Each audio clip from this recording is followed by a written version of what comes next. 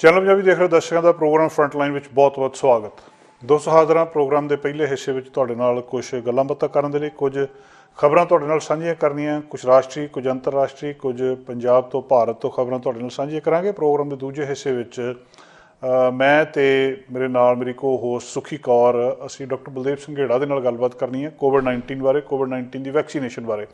ਬਹੁਤ ਕਿਸਮ ਦੀਆਂ ਗੱਲਾਂ ਬਾਤਾਂ ਚੱਲ ਰਹੀਆਂ ਇਸ ਵੇਲੇ ਕਿ ਵੈਕਸੀਨ ਕਦੋਂ ਆਉਣੀ ਆ, ਕਦੋਂ ਸਾਨੂੰ ਲੱਗਣੀ ਆ, ਸਾਰਿਆਂ ਨੂੰ ਵੈਕਸੀਨ ਕਦੋਂ ਲੱਗ ਜੂਗੀ, ਕੈਨੇਡਾ ਦੀ ਇਸ ਵੇਲੇ ਸਥਿਤੀ ਕੀ ਆ, ਇਹਦੇ ਬਾਰੇ ਡਾਕਟਰ ਬਲਦੇਵ ਸੰਘੇੜਾ ਨਾਲ ਪ੍ਰੋਗਰਾਮ ਦੇ ਦੂਜੇ ਹਿੱਸੇ ਵਿੱਚ ਜਾ ਕੇ ਗੱਲਬਾਤ ਕਰਾਂਗੇ। ਪ੍ਰੋਗਰਾਮ ਦੇ ਪਹਿਲੇ ਹਿੱਸੇ ਵਿੱਚ ਕੁਝ ਖਬਰਾਂ ਤੁਹਾਡੇ ਨਾਲ ਰੋਜ਼ਾਨਾ ਦੀ ਤਰ੍ਹਾਂ ਅਸੀਂ ਸਾਂਝੀਆਂ ਕਰਦੇ। ਦੋਸਤੋ ਖਬਰਾਂ ਦੇ ਸਿਲਸਿਲੇ ਵਿੱਚ ਪਹਿਲੀ ਖਬਰ ਅਸਲ ਦੇ ਵਿੱਚ ਹੈਗੀ ਹੈ, ਜਾਂ ਪਹਿਲੀਆਂ ਦੋ ਖਬਰਾਂ ਨੇ ਸਾਇੰਸ ਤੇ ਟੈਕਨੋਲੋਜੀ ਦੇ ਨਾਲ ਜੁੜੀਆਂ ਨੇ। ਮਨੁੱਖ ਕਿੰਨੀ ਤਰੱਕੀ ਕਰ ਗਿਆ, ਔਰ ਕਈ ਵਾਰੀ ਯਕੀਨ ਵੀ ਨਹੀਂ ਹੁੰਦਾ ਕਿ ਵਿਗਿਆਨ ਇੰਨੀ ਤਰੱਕੀ ਕਰ ਗਿਆ ਕਿ ਜੋ ਕੁਛ ਕਦੇ ਸੋਚਿਆ ਵੀ ਨਹੀਂ ਸੀ ਜਾ ਸਕਦਾ, ਜਿਹਦੀ ਕਲਪਨਾ ਵੀ ਨਹੀਂ ਸੀ ਕੀਤੀ ਜਾ ਸਕਦੀ, ਉਹ ਚੀਜ਼ਾਂ ਸੰਭਵ ਹੋ ਗਈਆਂ।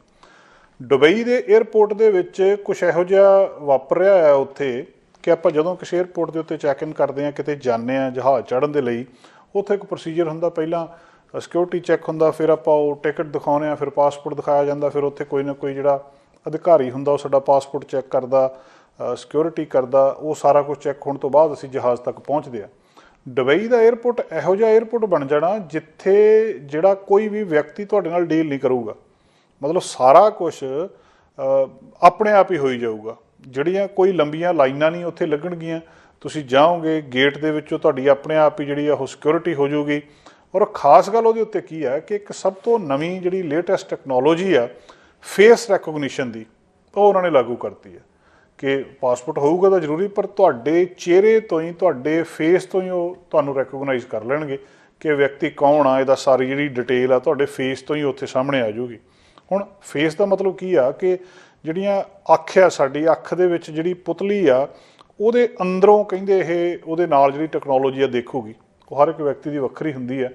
ਆਇਰਸ ਜਿਹੜਾ ਆ ਉਹਦੇ ਜ਼ਰੀਏ ਕਹਿੰਦੇ ਇਹ ਪਛਾਣ ਕੀਤੀ ਜਾਊਗੀ ਬੰਦੇ ਦੀ ਕਿ ਬੰਦਾ ਕੌਣ ਆ, ਇਹ ਕਿੱਥੇ ਦਾ ਆ, ਕੀ ਇਹਦੀ ਡਿਟੇਲ ਆ, ਸਾਰੇ ਦਾ ਸਾਰਾ ਕੁਛ ਉਹਦੇ ਵਿੱਚ ਆ ਜਾਊਗਾ। ਬਿਲਕੁਲ ਉਸ ਤਰ੍ਹਾਂ ਜਿਸ ਤਰ੍ਹਾਂ ਸਾਡੇ ਫੋਨ ਸਾਡੇ ਫੇਸ ਨੂੰ ਰੈਕੋਗਨਾਈਜ਼ ਕਰਕੇ ਅਨਲੌਕ ਹੋ ਜਾਂਦੇ ਆ, ਜਾਂ ਅਸੀਂ ਕਿਤੇ ਅੰਗੂਠਾ ਲਾਉਂਦੇ ਆ, ਉਹਦੀਆਂ ਉਂਗਲੀਆਂ ਦੇ ਨਾਲ ਜਿਹੜਾ ਉਹ ਫੋਨ ਅਨਲੌਕ ਹੋ ਜਾਂਦਾ। ਬਿਲਕੁਲ ਇਸੇ ਤਰ੍ਹਾਂ ਦੁਬਈ ਏਅਰਪੋਰਟ ਦੇ ਉੱਤੇ ਤੁਸੀਂ ਜਾਓਗੇ, ਤੁਹਾਡੇ ਚਿਹਰੇ ਦੇ ਉੱਤੋਂ ਆਪਣੇ ਆਪ ਟੈਕਨੋਲੋਜੀ ਪਛਾਣ ਲੂਗੀ ਵੀ ਇਹ ਬੰਦਾ ਕੌਣ ਆ, ਕੀ ਇਹਦੀ ਡਿਟੇਲ ਆ, ਕੀ ਇਹਦਾ ਪਾਸਪੋਰਟ ਆ, ਇਹਦੀ ਟਿਕਟ ਆ, ਕਿੱਥੇ ਇਹਨੇ ਜਾਣਾ, ਕੀ ਸਾਰਾ ਹਿਸਾਬ ਕਿਤਾਬ ਆ।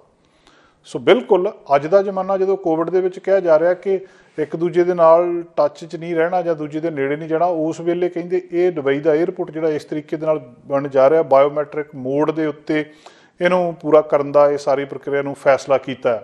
ਇਹਨੂੰ ਬਾਇਓਮੈਟ੍ਰਿਕ ਪੈਸੰਜਰ ਜਰਨੀ ਦਾ ਉਹਨਾਂ ਨੇ ਨਾਂ ਦਿੱਤਾ।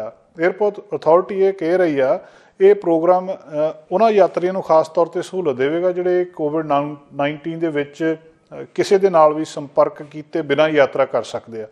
ਹੁਣ ਕਿਸੇ ਵੀ ਏਅਰਲਾਈਨ ਦੇ ਸਟਾਫ ਨੂੰ ਤੁਹਾਨੂੰ ਲੋੜ ਨਹੀਂ ਪਊਗੀ, ਹਾਲਾਂਕਿ ਉਹ ਜਿਹੜੀ ਸ਼ੀਲਡ ਲਾ ਕੇ ਸਟਾਫ ਖੜਾ ਹੁੰਦਾ, ਪਰ ਉੱਥੇ ਤੁਹਾਨੂੰ ਲੋੜ ਹੀ ਨਹੀਂ ਪੈਣੀ ਕਿਉਂਕਿ ਉੱਥੇ ਹੈ ਹੀ ਕੋਈ ਨਹੀਂ। ਇਹਦੇ ਲਈ 122 ਦੁਬਈ ਏਅਰਪੋਰਟ ਦੇ ਉੱਤੇ ਸਮਾਰਟ ਗੇਟ ਬਣਾਏ ਆ। ਕੋਈ ਵੀ ਜਿਹੜੀ ਦੁਬਈ ਏਅਰਪੋਰਟ ਦੇ ਵਿੱਚ ਇਸੇ ਤਰੀਕੇ ਨਾਲ ਜਾਇਆ ਜਾ ਸਕਦਾ। ਉੱਥੇ ਡਾਇਰੈਕਟਰ ਨੇ, ਏਅਰਪੋਰਟ ਦੇ director major general Muhammad Ahmed, ਉਹਨਾਂ ਨੇ ਇਹ ਗੱਲ ਕਹੀ ਆ ਕਿ ਅਸੀਂ ਜਿਹੜੇ ਐਮੀਰੇਟ ਐਡਮਿਨਿਸਟ੍ਰੇਸ਼ਨ ਆ ਅਤੇ ਹੋਰ ਬਾਕੀਆਂ ਦੀ ਮਦਦ ਦੇ ਨਾਲ ਇਹ ਪ੍ਰਕਿਰਿਆ ਪੂਰੀ ਦੀ ਪੂਰੀ ਸ਼ੁਰੂ ਕੀਤੀ ਸੀ।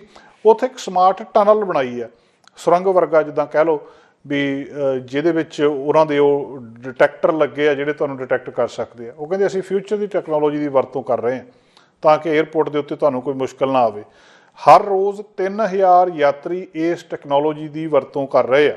ਆਉਣ ਵਾਲੇ ਸਮੇਂ ਦੇ ਵਿੱਚ ਹੋ ਸਕਦਾ ਕਿ ਇਹ ਸਾਰੀ ਟੈਕਨੋਲੋਜੀ ਦੂਜੀਆਂ ਥਾਵਾਂ ਦੇ ਉੱਤੇ ਵੀ ਆ ਜਾਵੇ। ਸੋ 3000 ਯਾਤਰੀ ਇਕੱਲਾ ਉੱਥੇ ਦੁਬਈ ਦੀ ਏਅਰਪੋਰਟ ਦੇ ਉੱਤੇ ਇਹਦੀ ਵਰਤੋਂ ਕਰ ਰਿਹਾ। ਹਾਲਾਂਕਿ ਉਹ ਕਹਿੰਦੇ ਇਹਦੇ ਨਾਲ ਪੁਰਾਣਾ ਤਰੀਕਾ ਵੀ ਵਰਤਿਆ ਜਾ ਰਿਹਾ। ਹੁਣ ਇਹ ਬੰਦੇ 'ਤੇ ਡਿਪੈਂਡ ਕਰਦਾ ਕਿ ਉਹਨੇ ਪੁਰਾਣੇ ਤਰੀਕੇ ਦੇ ਨਾਲ ਚੈੱਕ ਇਨ ਕਰਨਾ ਹੈ ਜਾਂ ਨਵੇਂ ਤਰੀਕੇ ਦੇ ਨਾਲ। ਸੋ ਇਹ ਟੈਕਨੋਲੋਜੀ ਆਉਣ ਵਾਲੇ ਸਮੇਂ ਦੇ ਵਿੱਚ ਕਾਫੀ ਪੋਪੂਲਰ ਹੋ ਸਕਦੀ ਆ। ਬਹੁਤ ਸਾਰੇ ਦੇਸ਼ਾਂ ਦੇ ਵਿੱਚ, ਚੀਨ ਵਰਗੇ ਦੇਸ਼ਾਂ ਦੇ ਵਿੱਚ ਦੱਸਦੇ ਆ ਕਿ ਤੁਹਾਡੀ ਜਿਹੜੀ ਫੇਸ ਰੈਕਗਨੀਸ਼ਨ ਆ, ਚਿਹਰੇ ਦੀ ਪਛਾਣ ਆ ਜਾਂ ਅੱਖਾਂ ਦੀ ਪਛਾਣ ਆ, ਉਹਦੇ ਤੋਂ ਸਾਰਾ ਕੁਛ ਕੀਤਾ ਜਾਂਦਾ। ਤੁਹਾਡਾ ਪਾਸਪੋਰਟ, ਤੁਹਾਡਾ ਇੱਥੋਂ ਤੱਕ ਕਿ ਕਾਰਡ, ਤੁਹਾਡਾ ਕ੍ਰੈਡਿਟ ਕਾਰਡ, ਉਹ ਸਾਰਾ ਕੁਛ ਵੀ ਬਹੁਤ ਸਾਰੇ ਦੇਸ਼ਾਂ ਦੇ ਵਿੱਚ ਇੱਦਾਂ ਕੁਝ ਖਬਰਾਂ ਆਉਂਦੀਆਂ, ਹਾਲਾਂਕਿ ਪੂਰੇ ਅਧਿਕਾਰਤ ਤੌਰ 'ਤੇ ਉੱਥੋਂ ਇੱਦਾਂ ਨਹੀਂ ਆਉਂਦਾ।